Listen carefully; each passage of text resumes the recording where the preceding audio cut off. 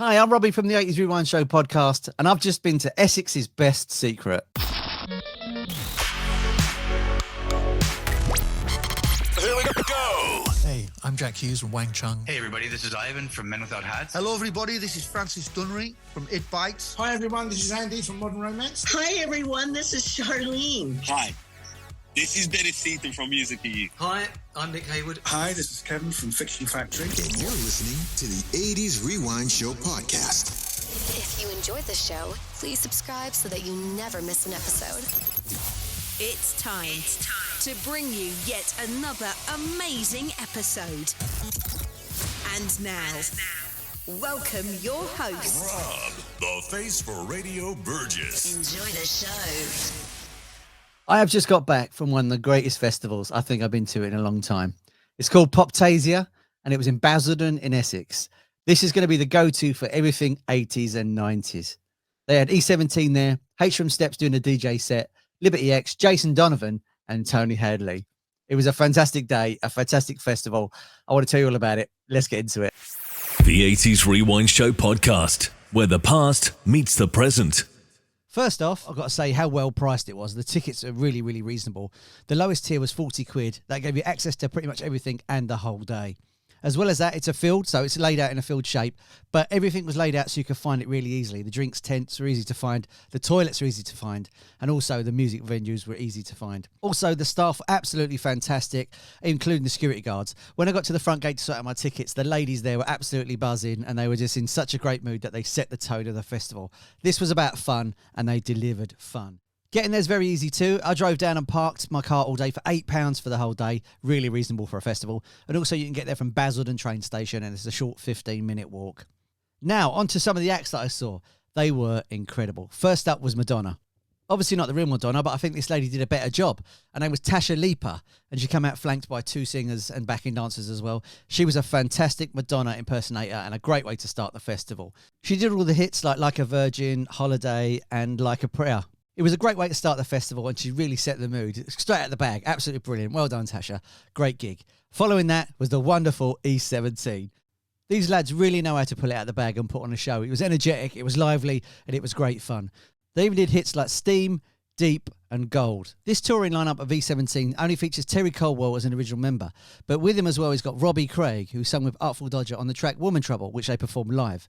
Now, garage is like catnip to Essex people. I don't understand it, but they absolutely loved it. And the crowd went wild. And that's what it's about, entertaining. And E17 definitely did that. Such legends. They even broke out Stay Another Day, their Christmas track, even though it was April, just to get the mood going. You know what? It worked. Everybody loved it. Everyone had sang along, including myself, and everybody swayed their arms. Good on you, boys. So between the acts, I had some time to kill, so I thought I'd check out the drag tent. I've never seen a drag show before. Man, was I impressed. It's fantastic stuff. These ladies can really, really dance, and they look absolutely fantastic. I caught up with one of them just to have a quick chat before their show as well.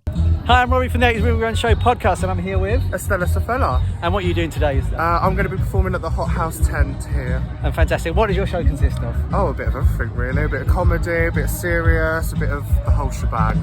You come to one of my shows, you'll get a bit of everything. Fantastic. And if people want to find you, where would they find you online to see your show? On Instagram, I'm on I am Stella XOXO, and I'm on Facebook too. If you're there next year, make sure you check out the drag tent and see if you can find Stella and the other artists, because they were amazing. I can't even pick up a bit of paper without grumbling now, and they were spinning around in 6-inch heels and doing the splits and everything. It was amazing. It looked painful just to watch, to be honest with you. Anyway, next up we had a fantastic George Michael impersonator by the name of Andrew Branning. Now, this man really knows his stuff. He knows his George Michael inside and out. He must have rehearsed and rehearsed. He moved like him, he spoke like him, and he even danced just like him. It was incredible. Even afterwards, he was moving around the crowd, but he was even dressed like George Michael would dress on his day off. It was incredible. And even sometimes I found myself catching my side eye going, is it? No, it's not. It's not. But, you know, if George was still around, you would have been questioning if he was actually at the festival. He was that close to George Michael. He was great. After the gig, he was out walking around the festival, taking photos with people. And he, like I said earlier, he was dressed just like George. It was really confusing, but absolutely amazing. He did classic George Michael songs as well, such as I'm Your Man, Freedom, and Faith. The man really knows how to entertain. Now, I don't really go for tribute acts and things like that. I don't really like them, but this guy was an exception. I would go and see this guy. He was fantastic. If you get a chance, go see him. Don't miss out on him. He's amazing. He's the closest to George Michael you're going to get nowadays. Well done, Poptasia, for getting him on. He was brilliant. Now, just to ramp up the party festival, they had H from Steps come on and do a DJ set. Now, if you want a man to wave and shout, come on, he's the man to hire. He was absolutely great, full of energy, just playing records, jumping up and down, smiling and waving, and everybody loved having him there.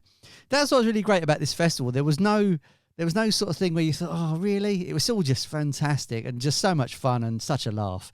And he delivered on that. He had sparkly trousers on. I mean, who doesn't love a man in sparkly trousers? Absolutely fantastic. But no, it was a great gig. He did a really good job of just keeping the crowd entertained, keeping everyone pumping, and even played some Steps numbers in there just to make sure. And everyone went mental. Of course they did. It's Steps. Everyone loves Steps. You can be a closet Steps fan and pretend you're not, but we all know you are. Following that, the fantastic Liberty X. Now, I didn't know much about Liberty X. I've got to be honest with you. I was a little bit too old. When they came out, I was out drinking in pubs and out with my mates, because it was around 2000. And I knew they're like a pop star, X Factor reality type thing. But I've got to be honest, their voices were amazing and they put on a really great show. The harmonies were absolutely spot on. They sang amazing separately and together. And they did the hits as Just a Little Bit, Gotta Have Your Love, and Thinking It Over. They were really good. They put on a really great show. Considering I don't really know Liberty X or much of their music, I watched the whole thing and I was really impressed with them. They did a fantastic job. They had some great dance routines, and the lead singer woman kept moaning because her family wasn't in the VIP section. That's all I can remember about the gig. But they were really, really good. Definitely worth seeing. I'd definitely go and see them again. If they were touring and there were separate tickets, I'd definitely go. So to give you a fair review of this, I think I need to be objective and give you some of the stuff which I wasn't too sure about on the day. Seating was a bit of a thing. So they had hay bales, which was absolutely great idea. So not only is it like great for the environment, also like animals can eat it if they find it in the wild. But there wasn't enough of those hay bales to sit on. So if the chairs were all taken up, you ended up sitting on the floor, which is on the mud, if you couldn't get a hay bale. But the trouble was, because it was the time of year, there was a lot of mud on the floor. So if you sat on the floor, you're getting caked in mud. There wasn't enough hay bales. That's literally my biggest criticism about the whole festival. That is it, really. The food was expensive, but that's not down to the festival. That's down to the vendors. So I had a Coke and some chips, and that cost me £7. That's the only bit I can say about it, is the food was expensive and more seating. Yeah, say one of them's they can fix, one of them they can't. But that is literally my only gripe for the whole festival. Next up, we have the fantastic Jason Donovan. Now, he's a Marmite person. I thought, would I like him? Would I not like him? I'm not sure. I've always wanted to see him, and I'm glad I did. He really put on a show. He walked out to a barrage of ladies screaming. He did all the hits and some classics, and also some covers as well that are quite interesting. He did Everybody Wants to Rule the World by Tears for Fears. And also, he did a cover of Suddenly, which originally was by Angry Anderson and was in Neighbours when him and Charlene got married in the TV show. I mean, fair play to him. That song is really, really high. And Angry Anderson, who sang it originally, done a really, really amazingly powerful version. Jason got close to it. He really, really got close to it. Good on him. Also, as well as that, he did Any Dream Will Do for Jason and the Technicolor Dreamcoat. That had the whole crowd swaying, including myself again. I can't help it. I'm a bit of a sucker for a Treasy song. He also did his classic hits, Too Many Broken Hearts and Oh Every Day. And Still With a Kiss, he did a great version of that as well. He also did Especially For You with his singer, the lady that was with him. I didn't catch her name. And he did a fantastic duet with that lady. And they did a really good version of Especially For You. He was a real crowd pleaser. He got everyone going. Everyone loved him being there, and everybody wanted him there. And I think he'll come back. I think he's got to come back. It was a great show. Good on you, Jason. Next up was Tony Hadley, but I've reviewed Tony Hadley before, so I didn't want to put another review of him on another video. But you get what you pay for with Tony Hadley, and you know it's going to be brilliant. And he was. So this was the first year of Poptasia. What did I think of it? I loved it. I enjoyed it. I thought it was a great day out.